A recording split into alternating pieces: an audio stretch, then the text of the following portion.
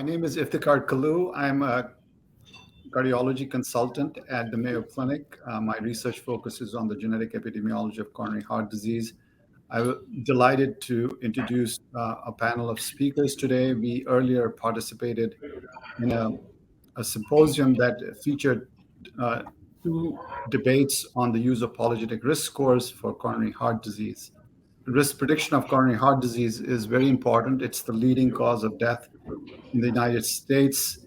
And even though we have validated risk equations, often their accuracy is less than desirable. And that has led to a great deal of interest in novel biomarkers for coronary heart disease. And more recently, with the advent of genome-wide association studies and the discovery of multiple genetic susceptibility variants, an increasing amount of literature on the utility of these scores in refining risk estimates for coronary heart disease.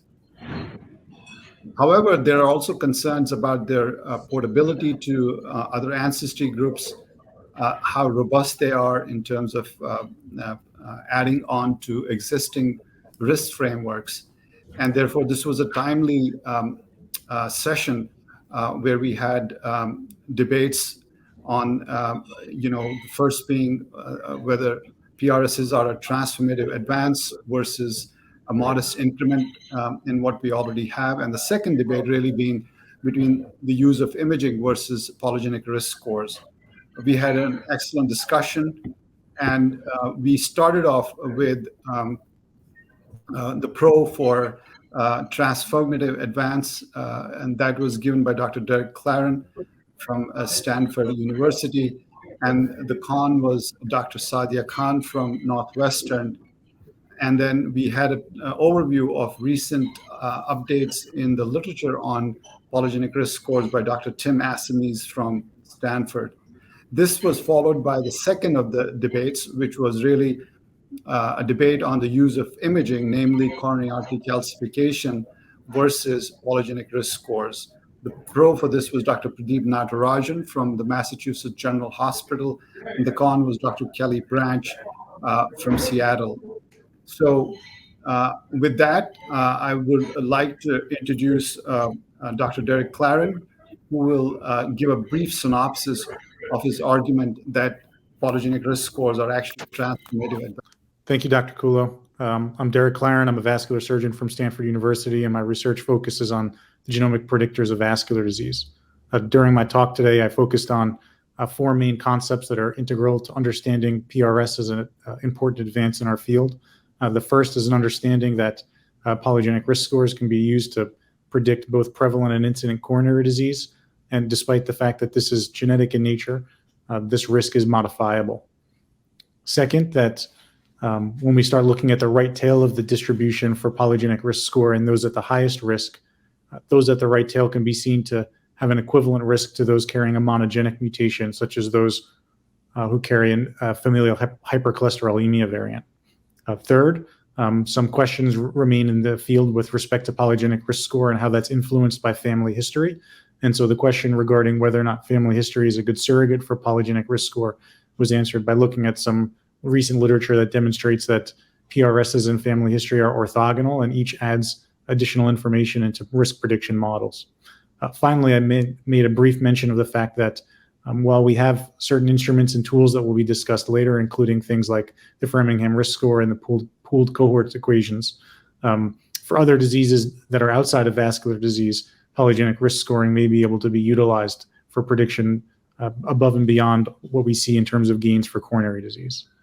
Thank you, Derek. Dr. Sadia Khan gave a very eloquent con argument, but unfortunately had to catch an earlier flight. I would attempt to summarize her argument for PRS as being a modest increment. Essentially, Dr. Khan pointed out that the population attributable risk of CHD is really explained by conventional risk factors.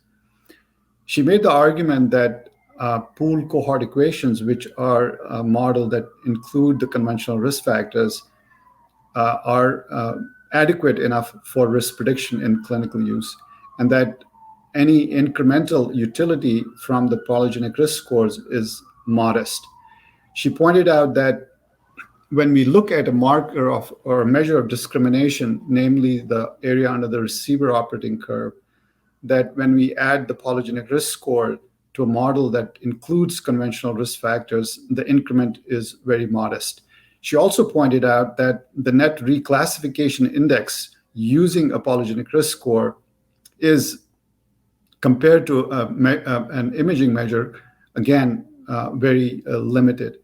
So her argument was that the polygenic risk scores offer only modest incremental predictive utility, and that we should focus on the known conventional risk factors, which are also treatable. She pointed out that treatment of these conventional risk factors, which account for most of the population attributable risk, is very inadequate, and that blood pressure treatment and control, diabetes treatment and control, continued smoking, sedentary lifestyle, and compliance with medications is much more important.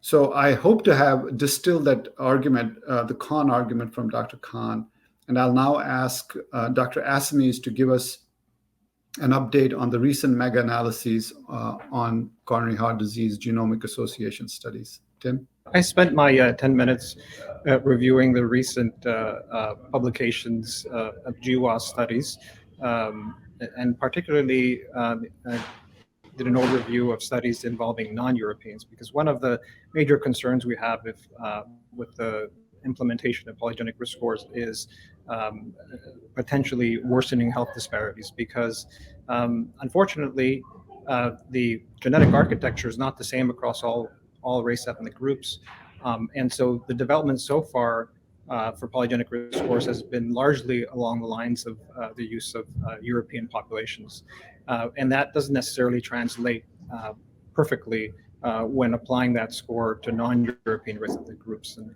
so the group that is most potentially challenged by that situation is the African Americans. But there are some really wonderful developments and modeling techniques, statistical techniques that are being developed, simulations showing that these new techniques can actually improve scores in all race ethnic groups, including African Americans, and I covered those. And then also showed some empirical data to support the simulations for those techniques. I also showed in these large studies that the polygenic risk score has a readout for basically all traditional risk factors. I mean, it's not only traditional risk factors. There are many factors we don't understand that make up the polygenic risk score, and understanding will come with time. But certainly all the traditional risk factors are there. It doesn't mean that the scores are redundant to traditional risk factors. They actually still add orthogonal information and prediction. And the last point I want to make, and I made, was that the polygenic risk score is actually very strongly associated with a measure of burden of atherosclerosis in addition to clinical CAD. Thank you, Tim. Our next set of debates was really a for argument for PRS and a for argument for imaging. And the first speaker for the pro side of the argument was Dr. Pradeep Narajan from Massachusetts General Hospital. So Pradeep, if you would kindly give us a summary of your argument. Great. And so the focus of my talk was really focusing on actionability and some of the unique aspects related to polygenic risk scoring and the notion that it can be ascertained earlier. I shared epidemiological data that suggests that cardiovascular death just for age has been largely flat over the last 60 years. And with the aging population, that also leads to rising healthcare expenditures. And so I argued against constraining all biomarkers to the conventional 10-year risk estimator based on the pooled cohort equations, because that's largely what we've been doing for the last half century. As I described, atherosclerosis starts at an early age, and it remains an important clinical challenge to identify those individuals who are at risk earlier in life and start therapies earlier in life. Now, human genetics offers the opportunity for identifying risk earlier in life.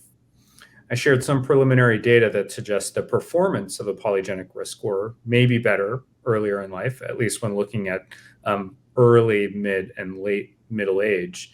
And it's to be tested whether that holds true for even younger populations. Now, the flip side ultimately talked about cardiac CT, and you'll hear about that more from Dr. Branch.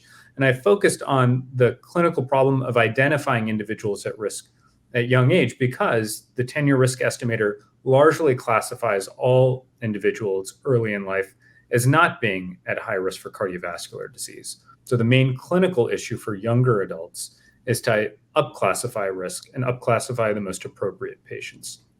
Now, the data also supports that there is uniquely high benefit of cholesterol-lowering therapies for patients who have a high polygenic risk score, akin to individuals who have hypercholesterolemia. And that may serve the basis for actionability in this group. Thank you very much, Pradeep. And then lastly, Dr. Kelley Branch will present the con argument for using imaging versus polygenic risk scores. So Kelley, please go ahead. My pleasure to take the con to talk about cardiovascular risk as it applies to coronary artery calcium scoring as the imaging modality, which really helps to risk stratify our patients very, very well. And we talked about all of the milieu that goes into the development of atherosclerosis, which includes genetics, but also includes many other things, such as risk factors, such as environment, such as lifestyles. And all of this really funnels down into the development of atherosclerosis. And one very easy, rapid, and accurate measurement is coronary artery calcium scoring. We looked at the data that talked about the ability for risk stratification using coronary calcium scoring, either to be increasing risk in those patients with calcium and with significant amounts of calcium in these various categories, and how consistent that was regardless of what your baseline risk factors were. That includes lipid abnormalities, it includes Framingham risk score or other lifetime risks. And also had the power of zero, and that is that if you had no calcium, your risk for having cardiovascular disease was substantially lower than those patients with similar risk factors with a positive calcium score.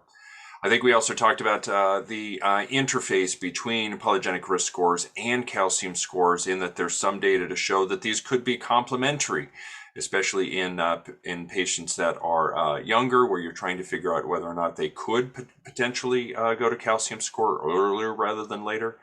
And as the polygenic risk scores get better, there might be some avenues in order to really find the complement between a manifestation of atherosclerosis, such as coronary calcium, and the polygenic risk score. I think we had a great conversation. It was my pleasure to debate with Dr. Natarajan. Thanks to everyone for their wonderful contributions to this really engaging session, where we had some vigorous interaction between the panel members as well as audience participation. This is a particularly timely topic. We know that risk assessment of coronary heart disease is far from ideal. And after 60 years of using the Framingham risk score, we finally have a biomarker that has a great deal of promise. It's early days yet, but we are moving rapidly towards clinical implementation. And I think conversations like these are very critical as we move towards that goal. I did learn several nuances today, and in particular, I think the concept of population-based measures versus defining the risk in a particular individual, the whole concept of precision medicine was really delineated clearly between the debates that were held between Dr. Claren and Dr. Khan. And then we had this fascinating back and forth between Dr. Natarajan and Dr. Branch about, what is the role of a polygenic risk score when you already can go directly to the coronary bed and actually measure subclinical disease. So some really fascinating paradigms that are emerging. And this was a wonderful and timely session. And I want to thank each and every one of the participants for their excellent contribution, and for the AHA and for bringing us together at this venue. So thank you very much.